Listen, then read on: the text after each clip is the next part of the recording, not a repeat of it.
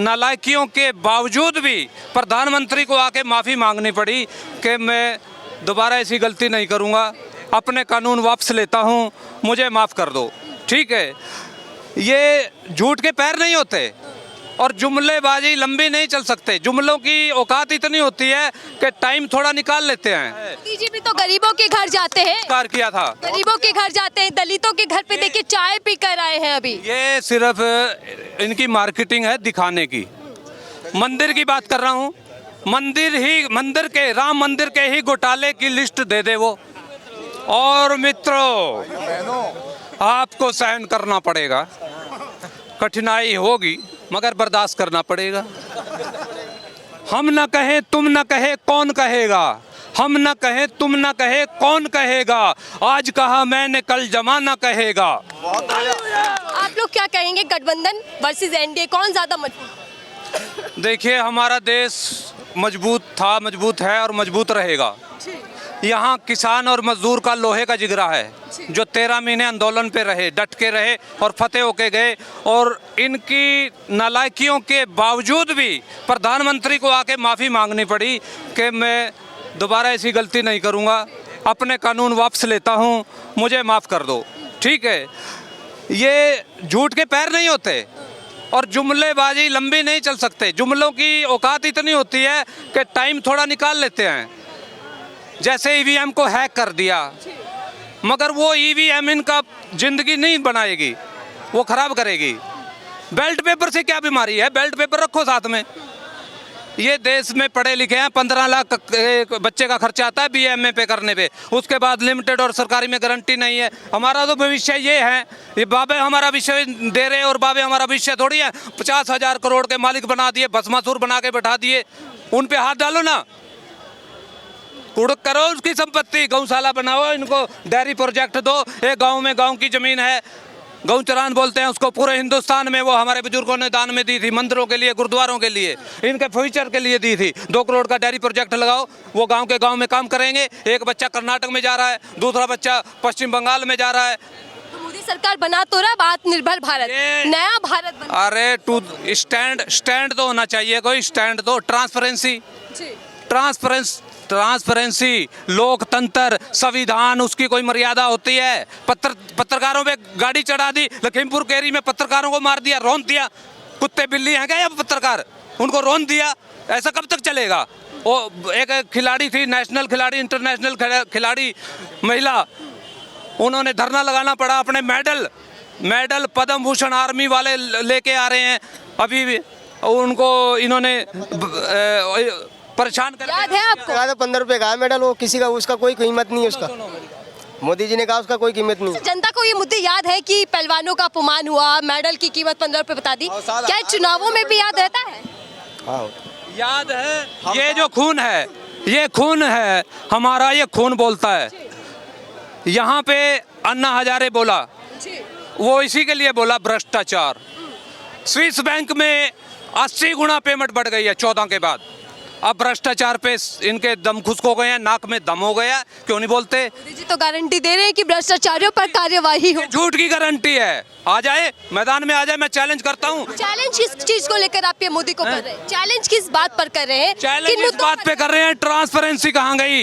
इनके अकाउंट में बोला था 15 लाख, ठीक है, उसकी वीडियो स्टेटमेंट है मेरे पास है, अमित शाह की और मोदी की स्टेटमेंट है, और जो इनकी टीम है ना, उसकी पूरी स्टेटमेंट है। पूरी सरकार के सबूत अपने पास रखे हैं। हमारे खून में, ये किसान का खून है, जब बोलेगा तो सिर्फ चढ़ के बोलेगा, डंके की चोट पे बोलेगा। किसान है, किसान परिवार से हैं, किसान हाँ। की बेटी हैं। अरे भाई, मैं किसान मजदूर हूँ, अपने आप को किसान मजदूर कहता हूँ, उसका स्टाम्प पेपर लिख के देने को तैयार हूँ और जेब में रखता हूँ। किसानों के लिए तो बहुत काम कर दिया सरकार ने, कह रहे हैं कि देखिए 2000 रुपए महीना आ जाता है। अब किस बात की दिक्कत? किसानों के लिए तो खूब काम कर रही है सरकार। अब ये बताइए, आप महिला हो, आपका जो है रसोई से ज़्यादा ताल्लुक रहता है, और पहले आपकी रसोई 1000 में चल रही थी, 2000 में चल रही थी, आज आपकी रसोई 10,000 में चल रही है। और जो मीटर है आपका, बिजली वाला मीटर, वो ये नहीं देखता कि मैडम 10 दिन के लिए बाहर गई है या 20 दिन में या 2 महीने बाद आएगी, वो आके आपको बिल थमा देता है 10,000 का। वो तो ये आपसे कहाँ उसको कंपेरिज करोगे? तो गुलामी का निशानी है, ये तो देश गुलाम हो जाएगा, ये बोल भी नहीं पाएंगे। इसीलिए अगर ये डरते क्यों हैं? इसीलिए डरते हैं, ईवीएम पे स्टेटमेंट नहीं दे पाए। सुप्रीम कोर्ट इनसे नोटिफिकेशन मांग रहा है, हाई कोर्ट इनसे नोटिफिकेशन मांग रहा है, यूएनओ ने बोल दिया एग्रीमेंट सारे कैंसिल कर दूंगा, जो दौड़ दौड़ के तुम बाहर जाते थे एग्रीमेंट करने, तब जाके इसने माफ़ी मांगी है। मैं आज आपके मीडिया में बता रहा हूँ इसने माफ़ी क्यों मांगी किसानों से, मजदूरों से। इसको डर था क्योंकि यूपी में चुनाव होने वाला था, उधर यूएनओ ने नोटिस दिए, उधर नोटिफिकेशन दे रहा था, इधर सुप्रीम कोर्ट नोटिफिकेशन दे रहा था हालात ठीक करो, उधर हाई कोर्ट ने नोटिफिकेशन दिया था हालात ठीक करो। ये किस मुंह से बोलेंगे? ये बोलने लायक नहीं है, ये सिर्फ पैराशूट वाले हैं। यहाँ जमीन पे आना पड़ेगा, यहाँ काम भी करना पड़ेगा, इनकी बात भी सुननी पड़ेगी। लेकिन मोदी की गारंटियां पूरे देश में गूंजने वाली है, यही बात बीजेपी के तमाम नेता कह रहे हैं कि अब देश के अंदर सिर्फ पीएम मोदी की गारंटी चलेगी, कोई भूखा नहीं सोएगा, सबको रोजगार मिलेगा। और देखिए राम मंदिर बन रहा है, सारी चीजें गिनवा रही है। ठीक है, okay, I understand, I better understand. मैं उसी बात पे आता हूँ। 14 में आपकी जो गारंटी है, पहली गारंटी, उसको ही आप पूरा कर दीजिए, 15 लाख अकाउंट में डालिए, मैं आपको मान जाऊंगा। ये मजदूर भाई हैं, ये जितने भी हैं, महिला हैं, पहली गारंटी अगर वो नहीं है तो आप झूठ की गारंटी है, झूठ का पुलिंदा है, जुमला है, तो यही कहेंगे। आपकी पहली स्टेटमेंट थी, कीजिए ना पूरा। अरे किसने आपको हाथ पकड़ा है? कौन आपको रोक रहा है? पैसा है पेमेंट पे, देश पे पेमेंट है, इंटरनेट के माध्यम से अरबों रुपया डेली का जा रहा है। 300 रुपये का हर आदमी कस्टमर है, 300 रुपये का हर आदमी कस्टमर है मोबाइल के थ्रू। डंका बज रहा है पीएम मोदी का विदेशों में। 1000 रुपये का रसोई के थ्रू हर आदमी कस्टमर है। डंका बज रहा है, मोदी जी का, मीडिया दिखा रही है। वो जो डंका बज रहा है वो ये बज रहा है, मंदिरों पे इन्होंने टैक्स लगा दिया, पैलेसों पे टैक्स लगा दिया, हर चीज़ पे ऑनलाइन लिंक करके टैक्स लगा दिया है, और प्रॉपर्टी का भी हिसाब आपसे ले रहे हैं क्योंकि इनको पैसा चाहिए, पैसा चाहिए इनको। कंपनी, अब ये कंपनी को हटा के ये पब्लिक पे डालना चाहते हैं उसका क्लेम, ये ड्राइवर मर जाएंगे, ये कहाँ जाएंगे? 10 लाख कहाँ से पे कर देगा वो ड्राइवर? ये देश को मारने की स्कीम है और ध्यान हटाने की स्कीम है। खामियां गिनवा रहे 10 साल की कि बीजेपी सरकार ने कोई काम नहीं किया विकास के लिए, तो फिर चेहरा बता दीजिए कि कौन है पीएम मोदी को टक्कर दे पाएगा कोई विपक्ष में? कोई चेहरा? हाँ, बहुत हैं योद्धा, भीम जैसे योद्धा हैं यहाँ, अर्जुन जैसे धुरंधारी है यहाँ।